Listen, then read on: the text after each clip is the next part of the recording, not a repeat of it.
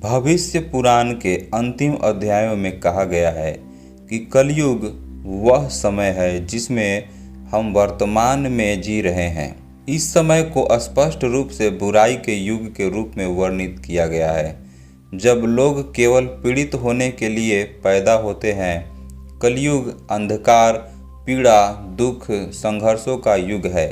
यह स्वर्ण युग का उल्टा प्रतिबिंब है और इसे लौह युग या कब्जे का युग भी कहा जाता है। कल्कि पुराण में इस प्रकार अंधकार के युग के उत्पत्ति का वर्णन किया गया है। समय के अंत में ब्रह्मांड निर्माता ब्रह्मा ने खुद से उत्पन्न पापों को अपनी पीठ पर गिरने दिया। इस प्रकार अधर्म अस्तित्व में आता है। अधर्म की पत्नी सुंदर मिथ्या जंगली बिल्ली की आंखों के साथ अपने घृणित पुत्र सांब को जन्म देती है। उनकी बहन माया यानी भर्म, लोभ यानी इच्छा को जन्म देगी, जबकि उनकी विकृति रोग नाम की बेटी क्रोध को जन्म देगी, जिसकी बहन हिंसा यानी कलयुग को जन्म देगी। भयानक कलयुग पवित्र सुगंध, झूठ, शराब, स्त्री और सोने की शक्ति पर टिका हुआ है। उसकी बहन द्रुकटी बुरे कर्म, भया यानी डरावनी नाम के एक लड़के को, मृत्यु नाम की एक लड़की को जन्म देगी, जो कि निर्या यानी नरक का निर्माण करेगी। लिंग पुराण में एक और विस्तृत वर्णन है। कलयुग के लोग दिखावा करेंगे कि वे जाति और विवाह के पवित्र अर्थ के बीच के अंतर के बारे में नहीं जानते हैं। अपने गुरु के प्रति शिष्य के रवैया और कर्मकांड के महत्व के बारे में नहीं जानते हैं। लोग केवल अधिक धन अर्जित करने का प्रयास करेंगे और सबसे अमीर लोगों के पास सबसे अधिक शक्ति होगी।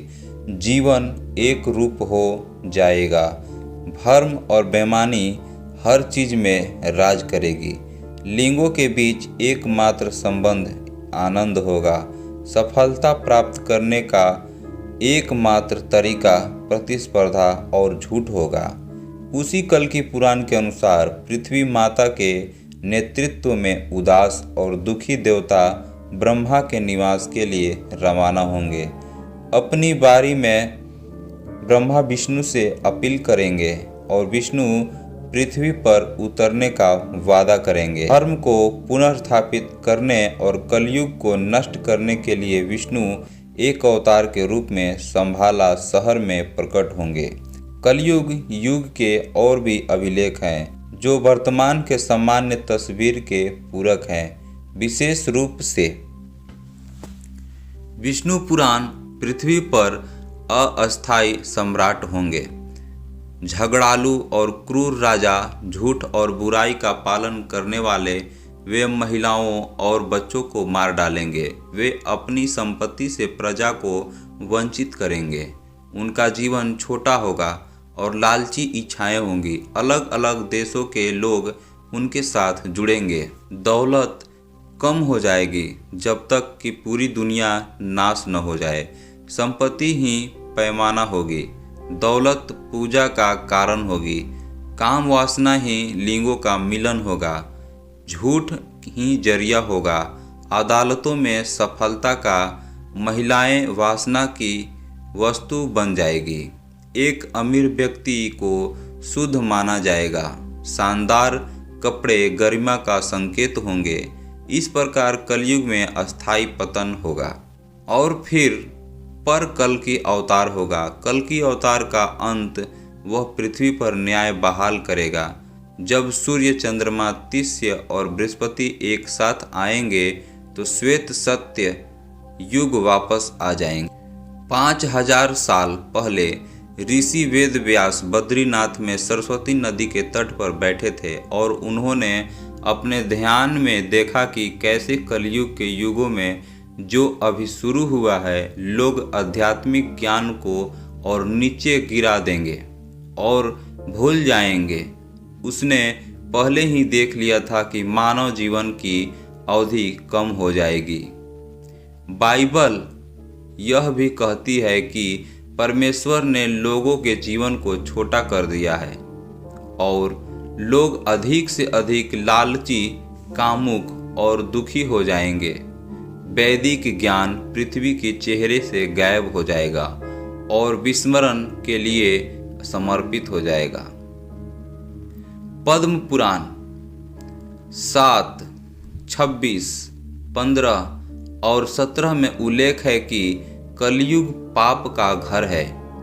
जब हर कोई पापमय गतिविधियों में व्यस्त है, लोग आध्यात्मिक सत्य को अस्वीकार करते हैं और खेल और चोरी में संलग्न रहते हैं। हर कोई सेक्स और नशीले ये पेय से जुड़ा हुआ है। विधर्मियों और नास्तिकों को सबसे आगे रखा गया है। श्रीमद् भागवतम 12, 3, 39 और 40। कलयुग के युग में मानव मन अस्थायी रूप से उत्तेजित रहेगा। लोग भय और उच्च करों से पीड़ित होंगे, भूख और सूखे से थके हुए होंगे। ब्रह्मांड पुराण यानी 1, 2, 31 और 35 में कहा गया है कि कलयुग की प्रमुख विशेषताएं क्रूरता, ईर्ष्या, झूठ, कपट और छल, धार्मिक और नैतिक सिद्धांतों को बर्बादी, घातक रोग, भूखमरी और भय होंगे। और यह हिंदू शास्त्रों में उपलब्ध जानकारी का केवल एक हिस्सा है।